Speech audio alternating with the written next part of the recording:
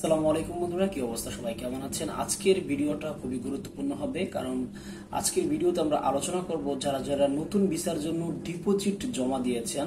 নভেম্বরের 15 তারিখ থেকে শুরু করে আজকের এই তারিখ পর্যন্ত যারা ডিপোজিট জমা দিয়েছেন তাদের ডিপোজিট সাকসেসফুল কেন হয় না বা কেন কোনো রিসেট পান না, সেই বিষয়টা নিয়ে আমি আজকের মাঝে আপনাদের চলে আসলাম।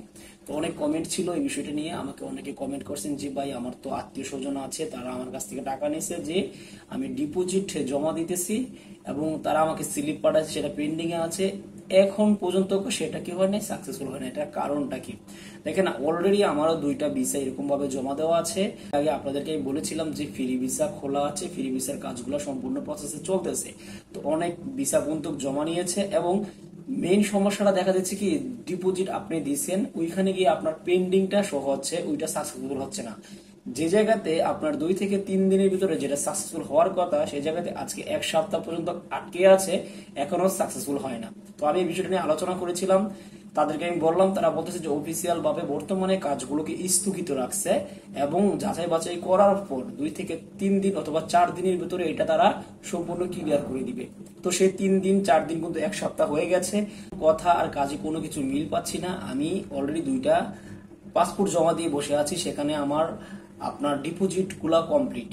তো ওইখানে দেখেন 2টা ডিপোজিট কিন্তু অনেকগুলা টাকা, সবকিছু ওইখানে জমা দেওয়া কমপ্লিট। এখনো কিন্তু আমাকে তারা ডেট দিছে হচ্ছে 1 সপ্তাহ, 15 থেকে 20 দিন পার হয়ে গেছে, এখনো কিন্তু আমি সেই জিনিসগুলো পাচ্ছি না। তো ইভেন্ট আপনারা কিন্তু আমাকে এই বিষয় নিয়ে অনেক কমেন্ট করছেন যে ভাই, দেখছি যে অনেকে আমাকে বলছেন যে আপনার আত্মীয় স্বজন আছে, তারা আপনার কাছ থেকে টাকা নিচ্ছে ডিপোজিট জমা দেওয়ার কথা বলে, কিন্তু এখনো আপনাকে তারা কি দিতেছে না, ফিল দিতেছে না। তো সেম প্রসেসটা হচ্ছে কি, বর্তমানে তারা সবকিছু জমা নিচ্ছে কিন্তু ডিপোজিটের জায়গায় এসে তারা পেন্ডিং কে ফালায় রাখতেছে।